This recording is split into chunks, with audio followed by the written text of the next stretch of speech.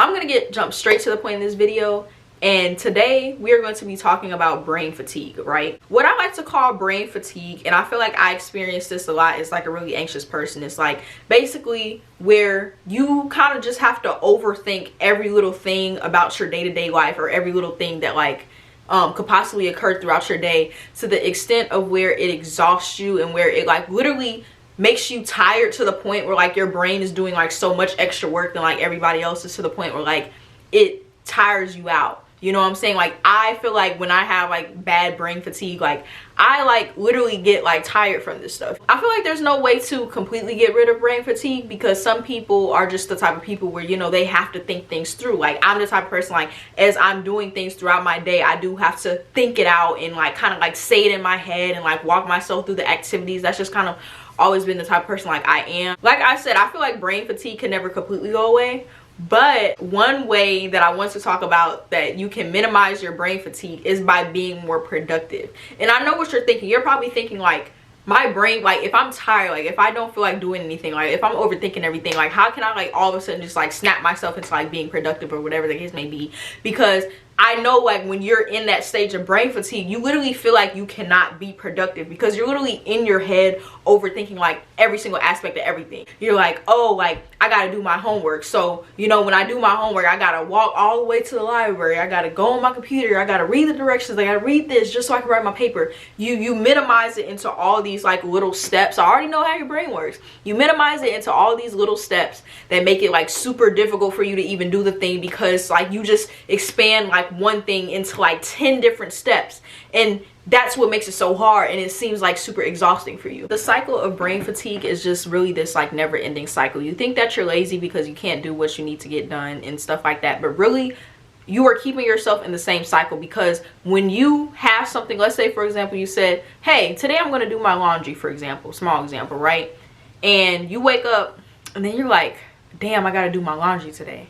And then you sit in the bed and then you're like, you know, just scrolling on your phone, and you're like, oh, I gotta do my laundry later, or I gotta do my laundry later. Eventually, I feel like that cycle of constantly just telling yourself what you need to do that day over and over and over, I feel like is a stimulation for the brain fatigue to start. And then by the time you sit in your bed for about another hour on your phone and you didn't do your laundry, you're like, oh yeah, like I'm too tired, like I don't feel like doing today, like I'm finna do my laundry tomorrow. But if you just would have gotten up and forced yourself to do your laundry, for one, even though like you might have been tired because you just woke up and like, you know, boom, like straight out the wake up, like I'm doing my laundry, even though you would have been tired, when you force yourself to get up and do something, your brain doesn't have time to sit in stillness and overthink something. I feel like your brain gets the most exhausted when it has to sit in stillness and overthink something before you just actually go and do it. You know what I'm saying? I feel like if you're a person who has to overthink everything, I always say it's better to overthink something while you're actually in that situation,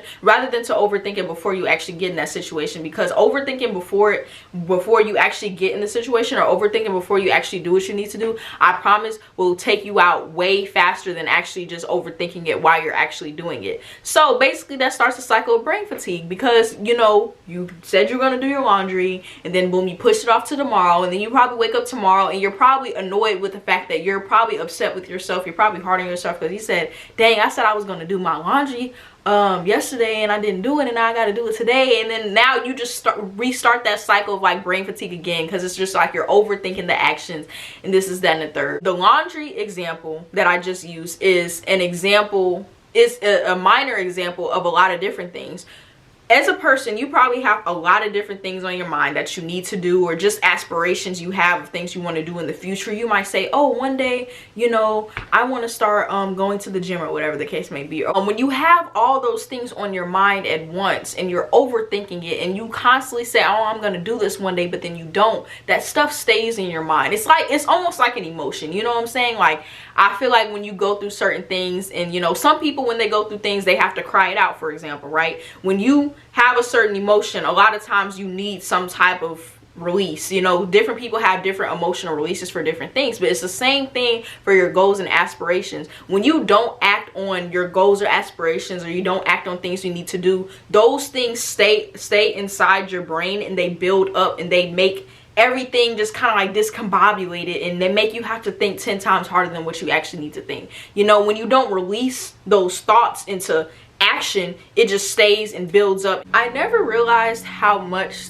I was the cause to my own brain fatigue until I started consistently getting in the gym. I feel like building or taking the steps to build the body I want, or taking the steps to maintain my body, was something that I always wanted to do, but I never realized how much I was contributing to my own exhaustion, to the point where I just couldn't get up and do it. I feel like a lot of times when it comes to our idea of productivity, we see all these kind of like vlogs on YouTube. Now I'm gonna give an example. You know, I might see a little TikTok vlog with the perfect workout, with the girl with the perfect body and the perfect gym set, and you know what I'm saying, like she's making it like an aesthetic, and like obviously that's what she's doing, because like that's what she does. She's a content creator, fitness content creator. Okay, cool. And then when I started imagining myself going to the gym, before I started going to the gym, I had this ultimate aesthetic image in my mind of what going to the gym was supposed to look like. And when I give this example, this can go for anything, you know what I'm saying? Even when it comes to, let's say, studying for something, you could have this ultimate aesthetic image of just like all the colorful pens and it just being like a super aesthetic, because that's what you see on the vlogs and stuff like that. But like I feel like the idolizing that aesthetic of what productivity is what makes it unhealthy. So now I'm gonna go back to my gym analogy, right? I had this super, like, you know, kind of like pretty pictured image of like me going to the gym and me doing every single workout and getting through every single set and this is that and the third, and I was just like, imagine that in my head, like, yes, that's gonna be me, that's gonna be me, that's gonna be me. But the me imagining myself within the aesthetic of another person I see that's productive totally ruined my whole courage or inspiration to even like go to the gym in itself. You know what I'm saying? Because I felt like what I was embodying, or I felt like my productivity had to embody what I saw somebody else embodying. Do you get what I'm saying? So instead of being focused on, you know, I have to have the perfect routine, I have to go to the gym and look cute, I have to do this, I have to do this, I literally said to myself, my first goal is just to get to the gym. No matter what, I just need to get to the gym at least 3 times a week. And sometimes even like when I don't get through my full workouts like today, I still say that to myself. I'm like, okay, even if like, you know, you got a lot on your mind, even if you're tired, like as long as you went to the gym and did something, like that's better than doing nothing. So instead of comparing myself to the aesthetic person I saw online, I said, you know, I'm gonna just get in the gym and do something. And you know, I started off with little things. As I started getting comfortable with just doing a few workouts and like then going back to class or like leaving or whatever the case may be, as I started getting comfortable with doing like a few workouts, then that's when I started to feel comfortable actually trying out new things. When I first went to the gym, I was too anxious to even like use the machines. I won't even lie, I still be anxious using the machines because I'm not athletic. You know, I go to the gym 3 times a week, 3-4 times a week, but like I don't know if I'm using this machine right, and I'm not finna go ask the guy next to me how to use the machine. Like, no, like that's just embarrassing. Like I'm gonna figure it out myself. But like when I first started going to the gym, I didn't want to use the machines at all. You know what I'm saying? But I just would like go and I would like do my little dumbbell exercises. I'll do my little core exercises, you know, in the little like room with the mats and stuff like that, because that's where I was comfortable. And you know, that just started off with me being productive and just saying like, yes, I'm going to the gym. And then as I started going to the gym a little bit more, that's when I started trying out like some of the different machines, and I'm like, okay, like I have now built a trust within myself enough to say, okay, like I'm going to expand on what I want to do. And I feel like that's another thing. You have not built trust within yourself, which is also contributing to that brain fatigue. When you start doing something, even just a little of something that you want to do, you kind of start to build this like healthy relationship with yourself, because you finally start to see who you envision yourself to be within yourself. When you're constantly have this idolization of what productivity is, or this idolization of what the perfect aesthetic lifestyle, perfect life is, you are idolizing someone you're seeing on social media that's not even you, right? But you haven't built any of that idolization within yourself because you haven't done anything yet. If you see this person on social media and you're idolizing them for eating healthy, and you're like, man, like I really want to eat healthy, like I really want to do this, I really want to do that, you are pushing that lifestyle away as if that's something that you can't achieve. And that's what makes it even harder for you to get up and be productive, because even if you don't talk down on yourself, still that subconscious action of watching someone on social media do what you want to do and then you not doing it yourself is still a form of you pushing that away and your subconscious mind believing that that's how they live, but that's not how I can live, because you haven't even taken the first step to even doing it. And let's say, for example, for breakfast, or if, like, you know, before school you drink coffee every day before school. Even if you stop drinking coffee every day, but you turn that into like, okay, I'm drinking coffee like 3 times a week rather than every day. At the end of the day, that was one step you took, and with that step, and when you prove to yourself that you could do it, that just started building a trust within yourself, and then you're starting to say, hey, I can be that person. It triggers your mind to say like, hey, like, I can be that person. Like, I can be the person who eats healthy because I just proved to myself that, like, I can cut down on something. So if I just prove to myself that I can cut down on something,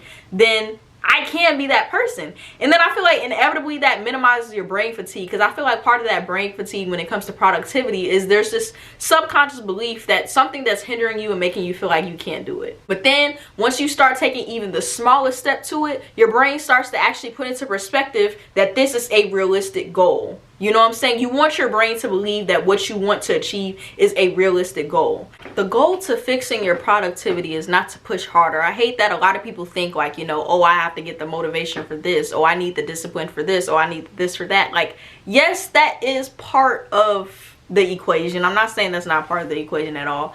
But most of the equation, honestly, just involves making space for your brain to be able to prioritize different things to get you to even be able to do that action. Because you keep saying, like, the fact that you keep saying, I'm gonna do this and I'm gonna do this and I'm gonna do that, like, it's literally just making your brain more tired and not have the motivation to do anything because you don't even believe you can do it. Like I said, I'm not the biggest gym guru, TikTok girl, whatever the case may be, but literally, like, the fact that I do act on what I've been wanting for myself for so long has literally made me build such a trust in myself of like, yes, I can do it. Another thing, sometimes at the end of the day, for example, at the end of the day, I'll be done with my classes and, like, you know, my mind automatically starts to think like, you know, I have like all this work, you know what I'm saying?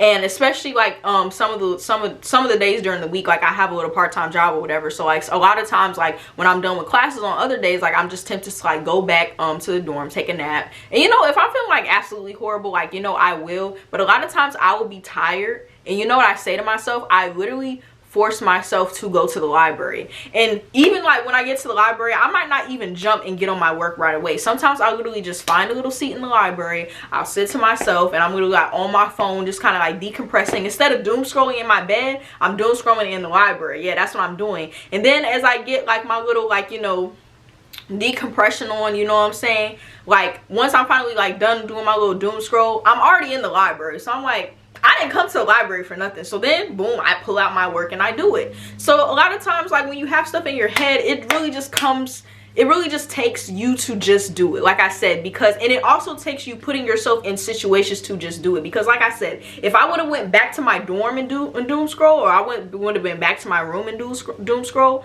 I wouldn't have gotten up to do my work. But I made an effort. Even though I was tired, I put myself in the situation of like, okay, yes, I can have a break, I can chill, I can eat my little donut from the little cafe or whatever, but at the same time, like after this, I ended up doing my work because I put myself in the scenario too. I wasn't hard on myself. I wasn't hard on myself in my head saying, oh, you need to work hard, or you need to study hard, or you need to do better. I'm not giving myself harsh self-talk. I'm just literally putting myself in situations that allow me, that contribute to the increase in my productivity. And you have to also take responsibility for that as well. Most importantly, when it comes to doing these things, when you kind of have to just be in a just do it mentality, if it really is something that's deeper for you, or deeper, more emotionally with you when it comes to like your lack of productivity, or you not being able to achieve everything, because like I said, I'm still working on everything that I want to achieve, you know what I'm saying? But I'm doing it little by little. I'm attacking every little short-term goal little by little, and as I attack each short-term goal little by little, that take something out of my mind that I don't have to be anxious about anymore.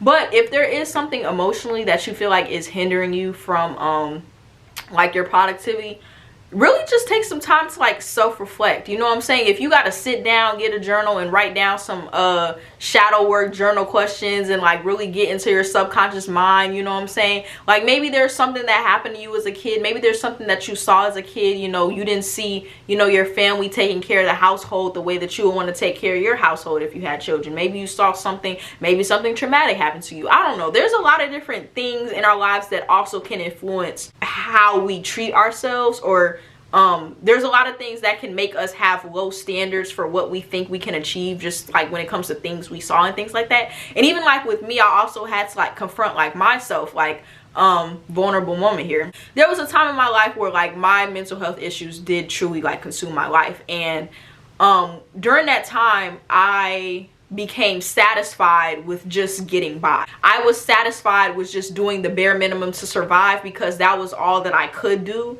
And I was proud of myself for just doing the bare minimum, because for me, because of like the mental health issues I was going through, doing the bare minimum for me was a lot. So I was satisfied with doing that for myself. You know what I'm saying? That was what I had to do at that time in order to get through what I was going through. But you know, now that I'm in a better place in my life, you know, I noticed that I was still in those habits of like, you know, I was still just doing just the bare minimum to get by. And now that I'm in a better place in my life, and you know, my mental health is at a point in my life where it doesn't consume my whole entire life, I was like, wait, like I don't have to live in the way that I used to live anymore. You know what I'm saying? I had to ask myself, why don't I hold myself up to higher standards? And then as I started asking myself those questions, I started getting into deeper of like, you know, what I used to go through and why I started holding myself to, I would say, a lower standard than what I hold myself up to now.